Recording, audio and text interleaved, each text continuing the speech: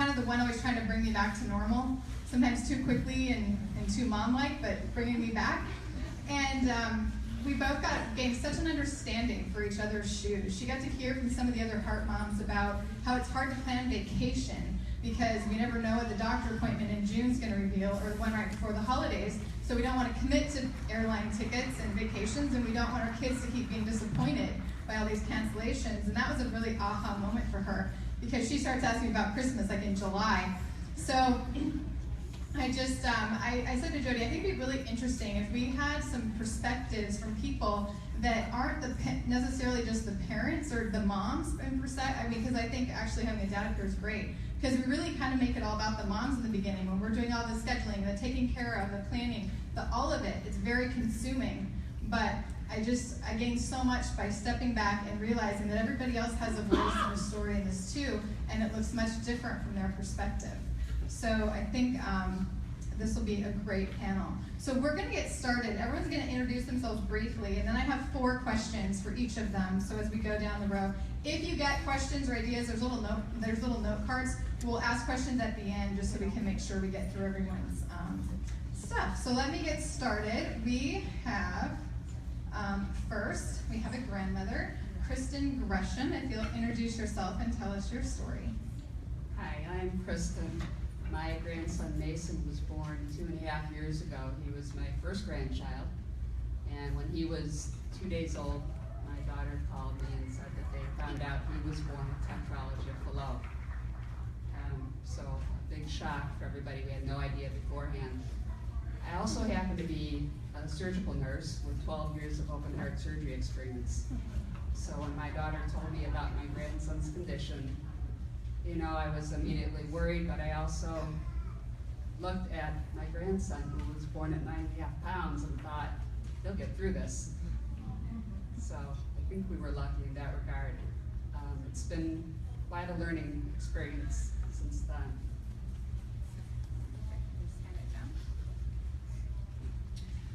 My name is Len Schendel. I'm formerly from the San Antonio area. I now live north of Houston. My son Caleb is now 10 years old, almost 11. He has hypoplastic right ventricle, is now post-Fontan. We're still dealing with various arrhythmia issues that come as a surprise every now and again. I'm here as a father, apparently. I thought I was just a dad. Father Len Schendel up there. My name is Broucek. Back in 1990, I was born with hypoplastic left heart. And I am now 26 and living as normally as I possibly can. I have my bachelor's in psychology and I'm working on my master's currently. Hi, my name is Nicole Sanchez. I'm 33 years old and I was born with tricuspid atresia, hypoplastic right heart. I had a Fontan in 1988 when I was 5. Today I am married. My husband is here with me. We've been married for almost 8 years and I have 2 kids. The first is 5, Joaquin. He's very energetic and heart healthy, as is my younger son. He's Henry and he's 3 years old. And I am a stay-at-home mom. Hi, my name is Jenna, and I have been a volunteer for Mended Little Hearts for several years now, and I currently act as the Assistant Regional Director for the Midwest region. But I feel like my most important job is being a mom. I have 2 beautiful daughters. One is Quinn, who's 16 years old. I'm older than I look, just so you know.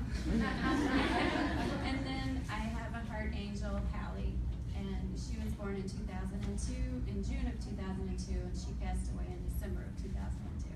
So just a few things about me. I cannot take a good picture to save my life. Even though I am an angel mom, I'm not a Debbie Downer.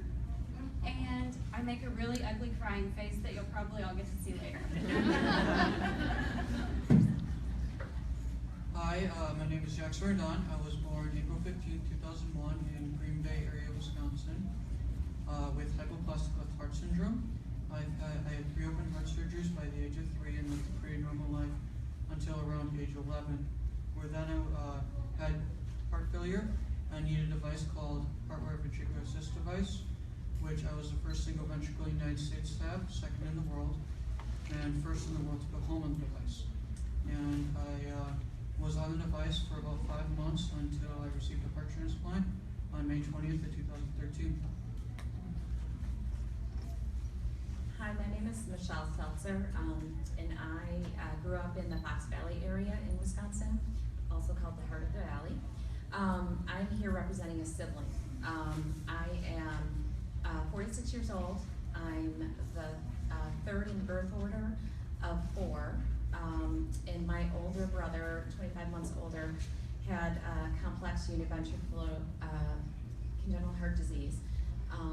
And when I was about 6 weeks old, he had his first surgery. So I don't really remember that. But I have had 45 years with him, so over 4 decades worth of experience, and so that's what I hope to share with you, the developmental milestones of growing up, going off to college. Both he and I did. I became a nurse and also a nurse practitioner, and actually used to take care of this young man right here. So that's my story. That's great. Michelle, you can actually keep it, and we'll start with you, and then you just pass it back down. And again, this is from your vantage point as you go through CHD, not from anybody else, but from your role. If you could tell people just one thing that you want them to know about your role with CHD, what would it be? I would say that the mystery and fear are so present throughout all the years that I have known my brother, and they are persistent and need to be addressed regardless of whatever your age is. Jackson, we're all going to answer, so you can answer that question and you can pass it down. If you could tell people just one thing you'd want them to know about your role with CHD. There's so many things to tell, but if I had to tell one thing, I guess I would just say that life is unpredictable, and I have been an advocate for CHD, and I was unable to do some speaking events due to life being so unpredictable, like being in the hospital for minor things to most of people with heart healthy hearts with I was out with a sinus infection, so I missed speech in DC. So just life is unpredictable, and you never know what you're gonna get.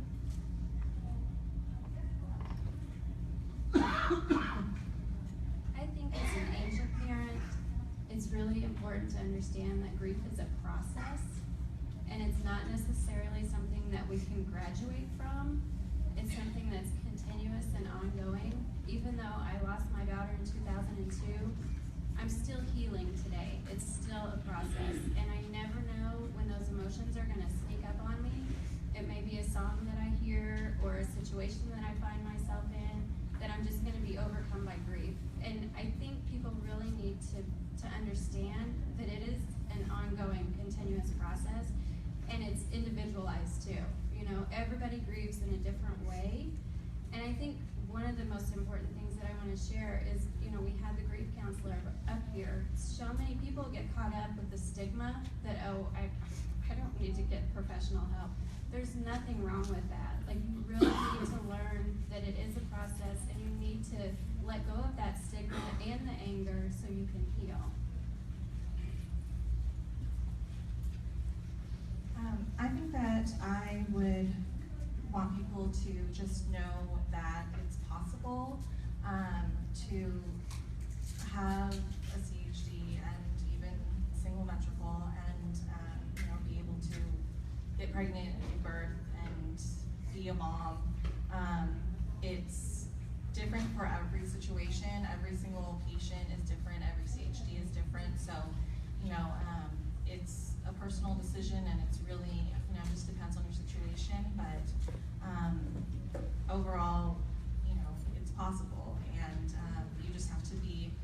really open to handling whatever, you know, comes your way, and you don't really know for a fact what's going to happen when you go into it. You just kind of have to take things as they come, and, you know, just know that you and your doctors will be able to deal with it. As an adult with CHD, I feel like my role is to give hope to you guys, to show that your kid can live a normal life. They can play sports, they can go off to college, they can find a boyfriend or a girlfriend and feel loved like everyone else. As a dad, we're just as much a parent as the mom is, but we're different, and for good reasons, and you know, it's okay to be a little bit different. A lot of times, as a man in general, we deal with some of the hard emotions a lot differently than the moms do, and on a much different timetable. So don't take the lack of displaying emotion as being you know, apathetic in any way. You know, we're dealing with these things, but in a very different way. And a lot of times that will, you know, drive couples apart, and that has certainly been you know, a factor there that we have seen in a lot of our families. You know, I always want to try to give people hope that, you know, you can make this through, you know, get through this, but just know that there are going to be differences, and that's totally okay. So as a grandparent, I think we feel a lot of the things that the parents feel, that helplessness, excuse me, the fear and the guilt, but we kind of stuff it, like you said, because we feel our role is to be there and support, you know, our children and their spouses and our grandchildren. But you know, I was scared.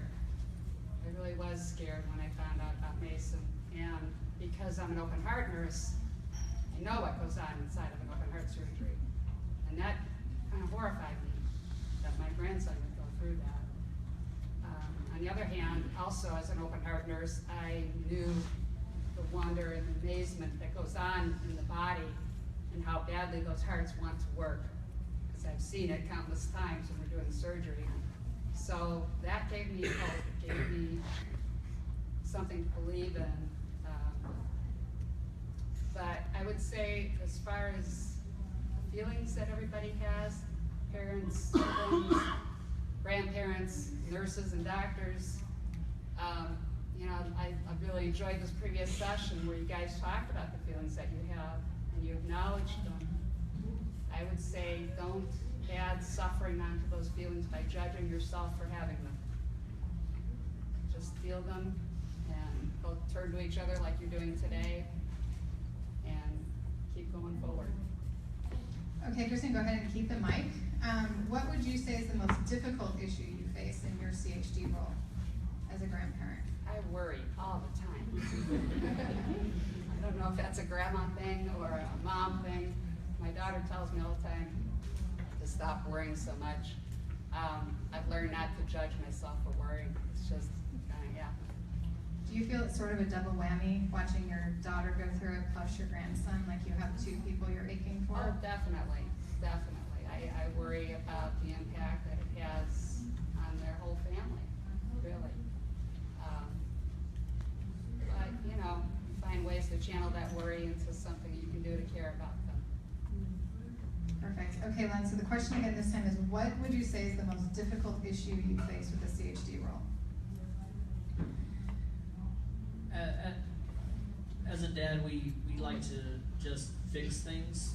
You know, if there's something wrong, we'll just fix it. But when it comes to your kid with a heart defect, you can't fix that. There's absolutely nothing you can do, and that is that feeling of hopelessness that you're going to hand your child over to somebody else and do these things that you know that the rest of us don't know, and you know that's very difficult to do.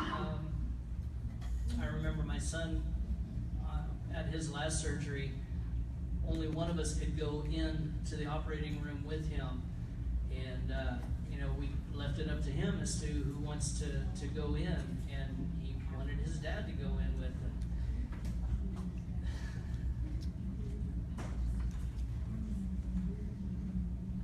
And you're right, those emotions do pop up all of a sudden. You know, that was a really difficult thing to do. But I also wanted to add that, you know, as a dad, and this isn't just a CHD thing, but, you know, dads do change diapers. Dads do the things that moms do just as much. And, you know, I overheard a kid the other day telling his dad, we were in a public restroom, and he was looking at the changing table, and he says, "Why do they put those in here? Dads don't do that." and the dad wasn't even listening to him, you know, they were just walking out, but I almost wanted to stop him and say, well, as a matter of fact, we do. But yeah, those are some of those things, you know, it's almost assumed that, you know, a lot of times that it's the mom who takes care of the kids all the time, but that's not always the case. You know, the dads play just as much of a role in that, and it's a double whammy also for dads who, you know, are wanting to be the rock, you know, be that support, and yet you're dealing with your emotions, like I said earlier, on your own timetable, and it's hard to, you know, balance all of that together. I think the most difficult thing for an adult with CHD is I don't know what's going to happen to me. I don't know the next time I get chest pain if something's actually wrong or if it's just chest pain. I have friends who are getting Fontana visions or pacemakers, and I'm not there yet, but I always wonder, when is it my time? When do I have to go to surgery again?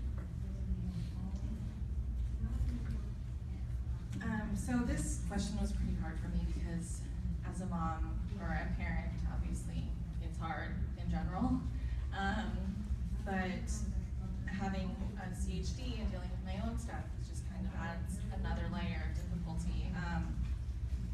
But I think that the hardest thing so far for my husband and I has just been dealing with how we talk to the kids about it and you know, explain what's going on.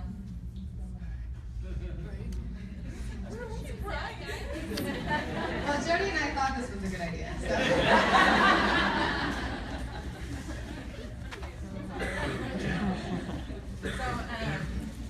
earlier this year, I started having a lot more heart-related symptoms, and our oldest son, he's only 5. He's very smart and he's very sensitive. My younger one doesn't really care what's going on. But, you know, my older one definitely noticed that there was stuff going on. I was going to more frequent appointments and having, you know, friends and family come to our house to help me out when my husband was at work, and I had to have a heart cath in February. And so during all that time, you know, he knew that something was happening, and he knew that I had to go to the heart doctor. One day his teacher at school came up to me and let me know that she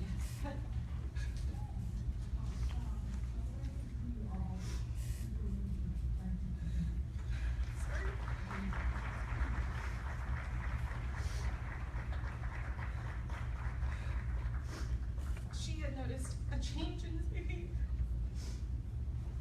And I just felt really guilty because I don't want him to be scared. So just dealing with that and knowing that he out how to talk with him and how to deal with it so that, you know, I don't want to scare him, but I don't want him to, you know, make up his own scenarios. And we are possibly going to be, I'm possibly going to be having a revision in, you know, maybe the next couple months, maybe the next year or two. We're not really sure at this point, but so we're just kind of, you know, trying to figure out how to deal with that and the kids and taking care of them and just all the logistics of everything. So I think that just that's the most difficult part.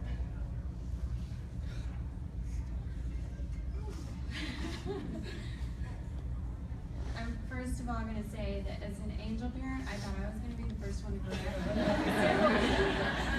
I have to say, Len, I love that you teared up because you're a dad, and men are always supposed to be strong and tough, but that's not always the case. And it just reminds us all that we're here.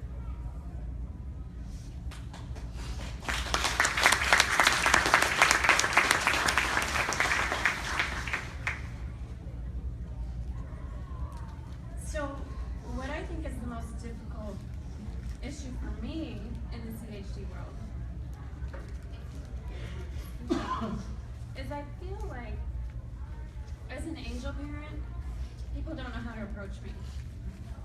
Oh my gosh, she's lost a child. Oh my gosh, I don't know what to say to her. No, I'm not going to talk to her. But it's one of those things that I had a child, and I love to talk about her, you know? She's my kid.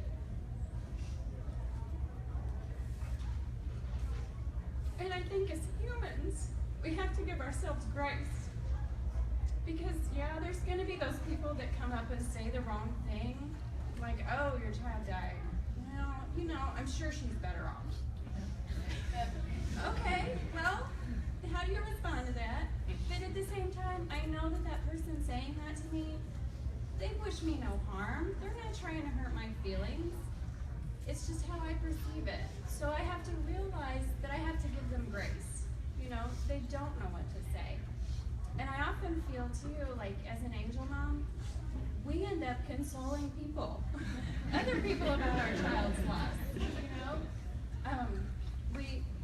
our local group had an angel dinner for our angel moms only, and it was just our safe time and our safe place to share stories and talk about our kids.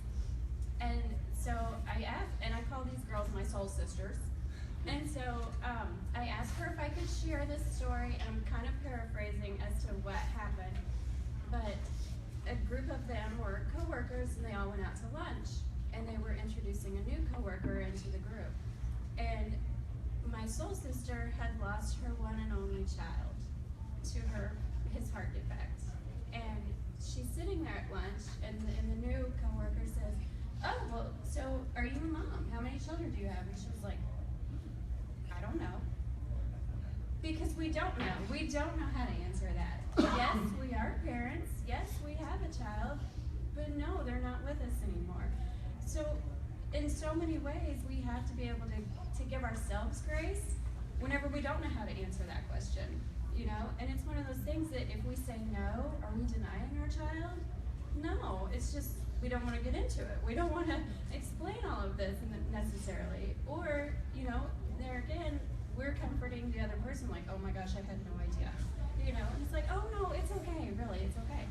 And it's one of those things too that we have to give ourselves grace, because it's like, I can sit up here and talk, and if I don't cry, does that mean I don't miss her? Does that mean I'm a bad mom? Or if I sit here and ball bag, does that mean I'm not giving you guys hope and inspiration? So I think one of the hardest things is just to understand that we are all human and to give each other that grace. Reciprocate that back and forth. I guess the hardest thing for me as a patient would be dealing with my own mortality. This was especially a factor pre-transplant and in the hospital, but it's also so relevant after transplant, because I know that transplants don't last forever, and I know that I will most likely, or I will, need another surgery again, and I don't know when it's going to be or how severe it will be, and I will go back into heart failure. But pre-transplant in the hospital, that was where my mortality really got the best of me. Because you're sitting in the hospital waiting for a heart transplant, and you really don't know when it's going to end. It could be tomorrow, it could be next week. In my case, it was 7 months. But I've known people who have been on the transplant list for 2 years. So it's kind of the when is it going to end kind of factor to it. And I know I will need another transplant again, or many other surgeries. So it's more the mortality kind of thing that I have to deal with, both as a patient and or pre-transplant and post-transplant.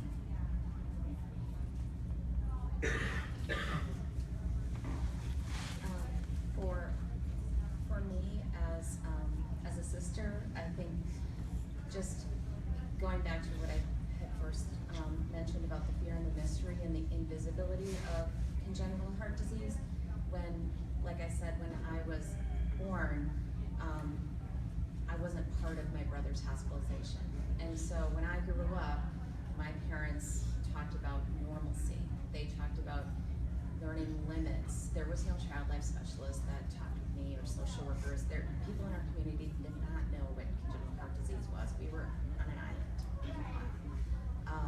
And we did the best to do what we could and had a really good care provider at a local developing cardiac center. My brother was born in 1968, and luckily he made it through that first surgery. And for my lifetime, we went swimming. He would ride the unicycle all over the place. He pushed limits. He would ski with me. He would, my parents had a parasail. He would parasail with us. He did everything we could do. And one of the biggest moments that I remember is the summer before his Montana, which was in 1985. And my parents were not good communicators of what was going on with his anatomy. I mean, I didn't understand. They probably didn't know how to communicate it. I would ask some questions, but there's a picture of me and my brother sitting on top of a hill where we would always rent a cottage. And I'm sitting there, and you could see me as 14. I'm in my swimsuit, and I have all the muscles of, a typical kid who was running behind the boat all day long.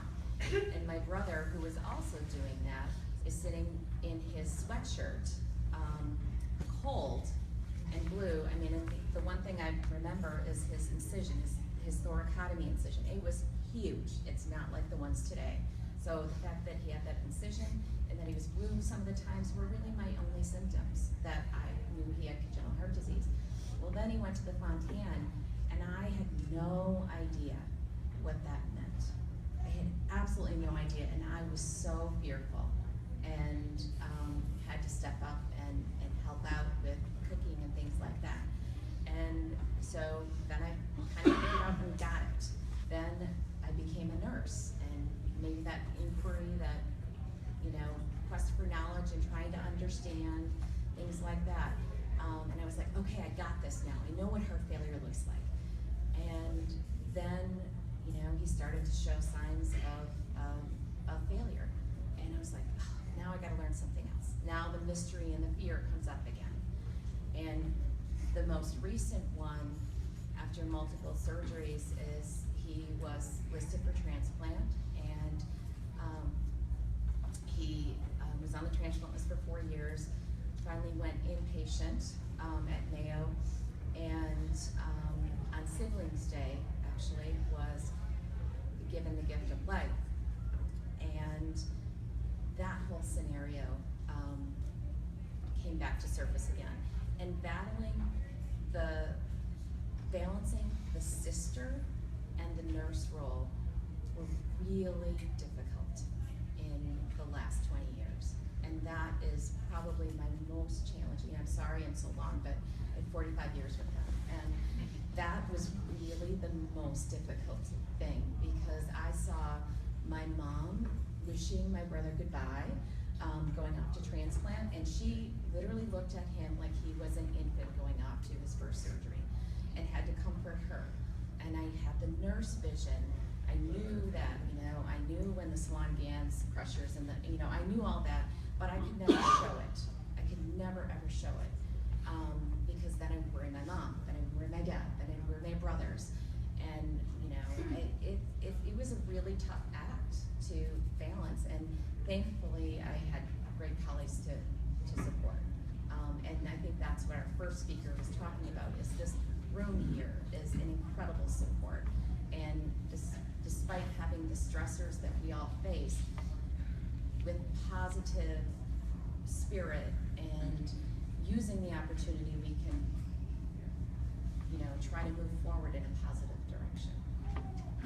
Go ahead and keep the mic. And speaking of positive direction, what inspires you the most about the CHD experience? So I'll keep it short this time. So I'm going to read a quote from my brother, because he clearly inspires me. He's probably a lot of the reason why I ended up in the shoes that I have today. He was always a strong advocate of research. In 1968, the Fontan really wasn't published. He benefited from research and believed in it in the field. So I interviewed him. This is from November 20th of 2014. This was when he was in the hospital. And he said, I think one of the best things that my mom and dad did was treat me as normal as you guys, meaning my older brother Jeff and my younger brother Charlie. And I knew I tired more quickly, but that didn't stop me from participating. I see some people now that will almost isolate their special needs kids and protect them from anything and everything.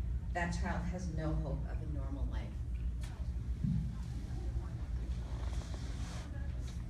Jackson, what inspires you most? I guess what inspires me the most is you. You people inspire me the most.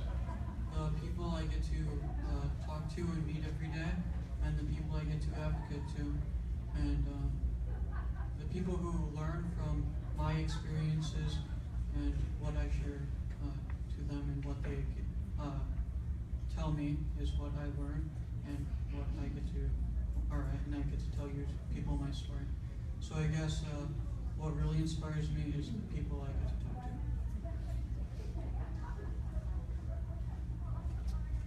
Okay, here comes the ugly crying face. Just warning you. And I'm just gonna read from my notes so I know I can make it through. That my daughters are what inspire me. Both Hallie, my angel, and Quinn. Hallie has taught me more about life than I ever imagined. And I have hope that this world is not full of negativity. There is positivity out there and hopefulness. And now I'm tearing up and I can't even read my notes. And I think it's hard for us angel parents because I really feel like, for me personally, I hold myself up to this higher standard. Not that other parents don't, but it's like, how do you make a difference in an angel's life? I don't get to see her every day. I don't get to hold her. But me having the honor and privilege of being here with all of you, I do this because of her. I do this in honor of her. And like Jackson said, you guys are my hope. You guys are my inspiration too. And then my daughter Quinn, who's 16, she gives me so much inspiration as well. She was only 2.5 when Hallie was born and passed away. And this summer she really wanted to come with me, but she's actually back at home finishing up at 16 years old her certified nursing assistant degree. She's getting her certification. She already knows that she wants to go to school to be a pediatric nurse practitioner specializing in acute care. I've heard that so many times. And I know without a doubt that her little sister, even though she never got to grow up with her, was her inspiration as well. So it really amazes me how much my daughter Hallie has shaped my world. Okay.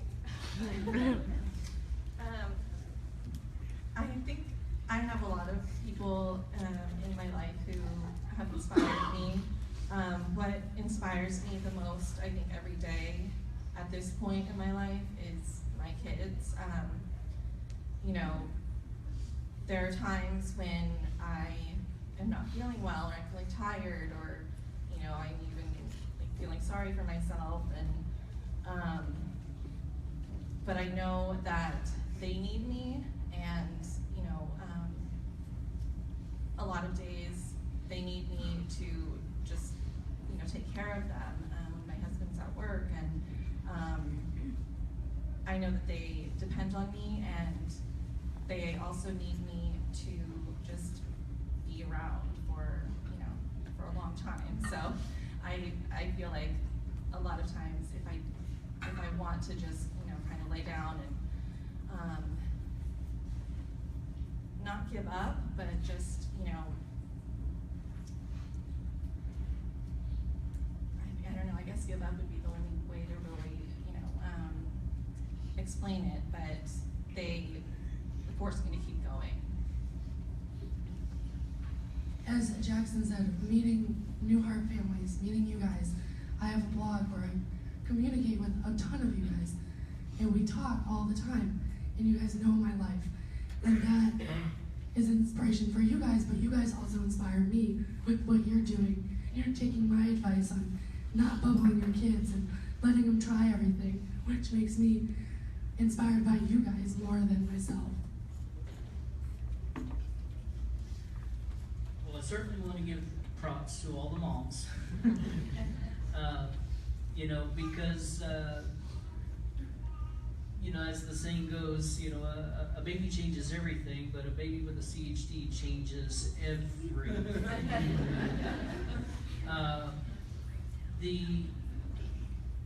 You know, seeing people reach out, especially to the new parents, you know, the ones who just got diagnosed, and being there for them is huge, because, you know, when my wife and I found out about our son before he was born, there wasn't anybody to turn to. There wasn't an organization, there wasn't other people we knew or anything like that. And there was a deep hole that needed to be filled. And that is one of those things that I like to see, that always inspires me, is that, you know, somebody needs to be there for someone, and that's a huge part of the organization. But I think the kids themselves is kind of what wins the day for me, watching them be able to do the things that they can do. My son in particular just recently joined the swim team, which, you know, sure, we know he's not very athletic. He's not going to be on the football team and all those kind of things that every dad hopes for, but that's okay. You know, he's out there trying his best, and that's all I ever asked of him. And you know, we were just in the pool a little while ago, and I said, okay, show me some of those, you know, techniques that you were learning, and you know, those things are hard. I couldn't do some of them, so I was really impressed. But you know, I know he's not gonna be, you know, an Olympic athlete and all those kind of things, and I'm okay with that. That's great, because he is doing the best that he can do. He was really down the first couple of swim meets that we went to, because he was last, sometimes second to last. You know, that was a big victory for us. He wasn't the last one. You know, I had to sit down and talk with him. I said, you know, if you take an athlete, you know, like Phelps, and you give him half the heart that he has, he's not going to perform as well, you know. And as long as he is doing what he can do, you know, that really inspires me. I'll say two things that inspire me, actually. First, from a medical standpoint, it's amazing to see the advances that have taken place in the treatment of congenital heart defects. I'm so glad that my grandson was able to get the great treatment that he got. And I see how even the vendors and the hospitals have joined in to support this group. That's the other thing that really inspires me, is to see how families come together and support one another and turn these very difficult things into opportunities to support one another and to grow. You know, if we look at our popular media right now, we believe we live in a world that's very divided. And I'm looking around a room today that's definitely not divided. We're all together here for a very good cause, helping each other through.